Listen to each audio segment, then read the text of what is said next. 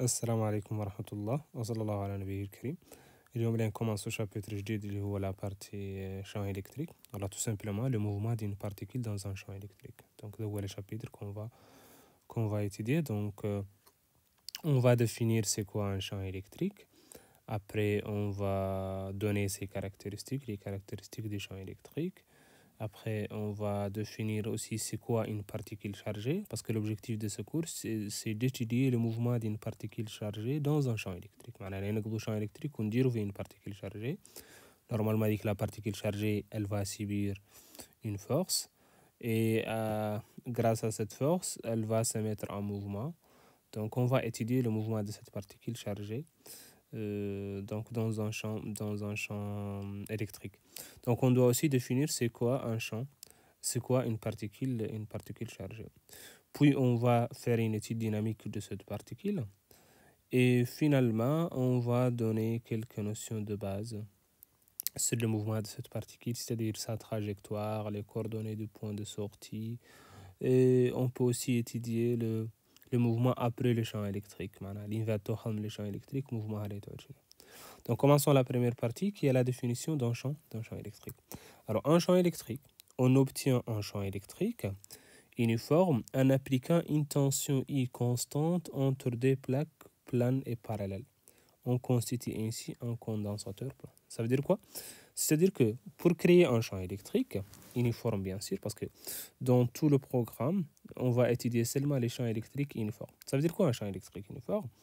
Un champ électrique uniforme, c'est un champ qui a la même valeur, la même direction, la même norme en tout point. معناها زاد la valeur du champ هون تيها هو نفسه la valeur du champ هون هو نفسه la valeur du champ هون. معناها le champ toujours عنده la même norme, la même direction et le même sens. معناها في حالة إن le champ fait le point. Le champ, bien sûr, on le représente avec un vecteur. Il a le champ fait le point, c'est un vecteur qui est dirigé vers le bas au طوله 1 cm. معناها le champ fait le point aussi, il y a un vecteur qui est dirigé vers le bas au طوله 1 cm. Même chose, le champ ici, il y a un vecteur dirigé vers le bas autour de 1 cm. Donc, c'est ça l'uniformité. L'uniformité, c'est-à-dire que le champ a la même valeur, la même direction, a les mêmes caractéristiques d'une façon générale en tout point. Donc, pour obtenir un champ électrique uniforme,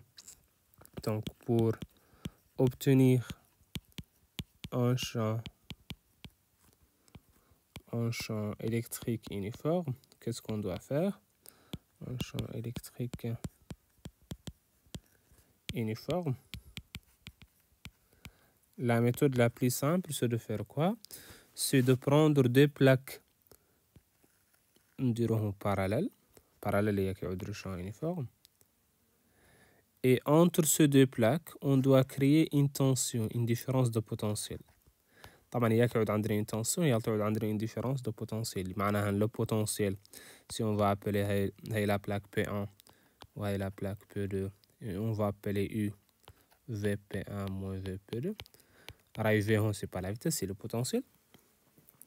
Donc, pour avoir un champ électrique, il faut que U soit différent de 0.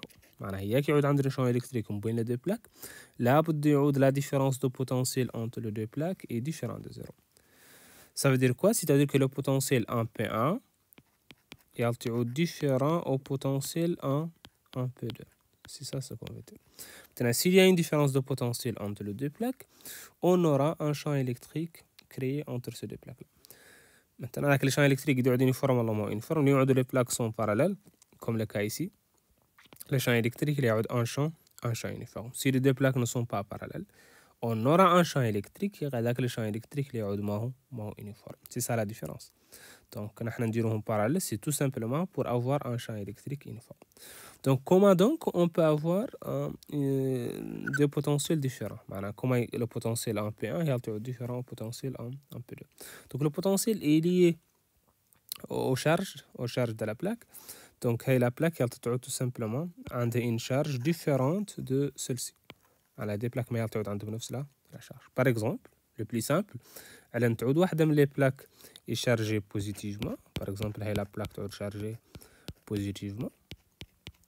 Et la deuxième plaque est chargée négativement. Maintenant, il y a les plaques chargées positivement ou les plaques chargées négativement. La plaque qui est chargée positivement, son potentiel est positif, ou la plaque chargée négativement, son potentiel est négatif. Comme ça, les deux potentiels sont différents parce qu'il n'y a pas un nombre négatif qui est égal à un nombre positif, ça n'existe pas. Donc, اللي نتعود واحدة منهم chargée positivement ou l'autre chargée négativement, معناها ils n'ont pas la même potentiel. Et puisqu'ils n'ont pas la même potentiel, معناها il y a une différence de potentiel. C'est-à-dire que la différence de potentiel est différente de 0, parce que c'est pas la même valeur en tout cas. Et puisque c'est différent de 0, donc on aura un champ électrique. Les deux plaques ne sont pas obligées à être horizontales. On peut créer un champ électrique avec des plaques verticales. Par exemple, nous avons un champ électrique avec une plaque verticale et une deuxième plaque verticale qui lui est parallèle. Je répète, le fait de nous dire parallèle, c'est tout simplement pour que le champ soit uniforme. Il y a que le champ est uniforme. On a dit qu'il faut avoir une différence de potentiel et la méthode la plus simple pour avoir une différence de potentiel, c'est de charger l'une des plaques positivement et charger l'autre plaque négativement. Donc, si les deux plaques n'ont pas la même charge, donc ils n'auront pas le même potentiel. Donc, il y aura une différence de potentiel différente de 0 et donc, on aura un champ électrique. On peut avoir aussi des plaques, par exemple, je sais pas, inclinées, voilà, comme le cas, une plaque inclinée, parallèle avec une autre plaque inclinée. Et ces deux plaques, voilà, par exemple, chargée positivement, et l'autre plaque est chargée négativement. Donc, on aura aussi un champ électrique entre les deux plaques. L'essentiel, il y a qu'il y a un champ électrique, il faut se rappeler à les deux plaques, mais il y a le même potentiel. Ou il y a qu'il y a le même potentiel. Une méthode plus simple, une chargée négativement ou une chargée positivement. Ce n'est pas la seule méthode. Les deux plaques qui sont chargées positivement, par exemple, on peut créer un champ électrique. Je vais choisir deux plaques horizontales. On peut créer un champ électrique uniforme avec deux plaques qui ont la même charge. Qui ont le même signe, la même charge. Par exemple, la plaque est chargée positivement ou l'autre plaque aussi est chargée positivement. Mais il faut faire très attention. Un champ électrique, il faut avoir une différence de potentiel. Entre les deux plaques, mais le même potentiel. C'est-à-dire que la charge, si on va appeler la charge Q1 ou la charge Q2, il faut que Q1 soit différent de Q2.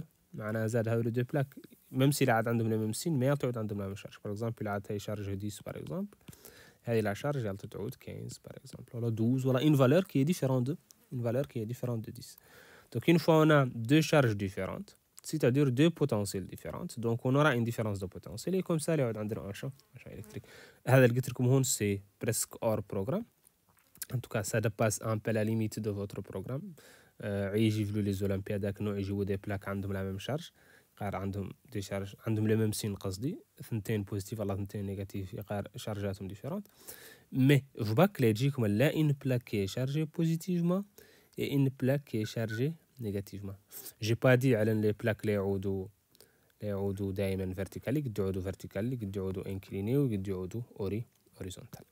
دونك il faut pour conclure il y a qu'un crayon champ électrique là نقبلوا deux plaques واحده منهم لا نشارجوها بوزيتيفمون واحده منهم لا نشارجوها نيجاتيفمون ونعدلوا les deux plaques parallèles il y a qu'il y a le champ uniforme entre les deux plaques. Donc c'est tout pour comment créer un champ électrique. Alors tu peux me poser une dernière question, comment je peux charger une plaque positivement et comment je peux charger une plaque négativement? Il suffit de lier les plaques à un générateur. Vous savez que pour un générateur il y aura toujours une borne positive et une borne négative. Donc la plaque qui est liée à la borne positive sera chargée positivement et la plaque qui est liée à la borne négative sera chargée négativement. Bien sûr, généralement, on ne représente pas la partie mais représente là les plaques avec les charges parce que la méthode qu'on a utilisée pour créer le champ électrique, ce n'est pas important pour nous dans ce chapitre. L'essentiel qu'on a créé un champ électrique. Comment addelna, ce n'est pas important. Mais juste une remarque pour vous dire comment on peut charger une plaque positivement et une plaque négativement. Donc c'est tout pour cette vidéo. Dans les prochaines vidéos, on va parler des caractéristiques du champ électrique. Créer un champ électrique, quelles sont ses caractéristiques?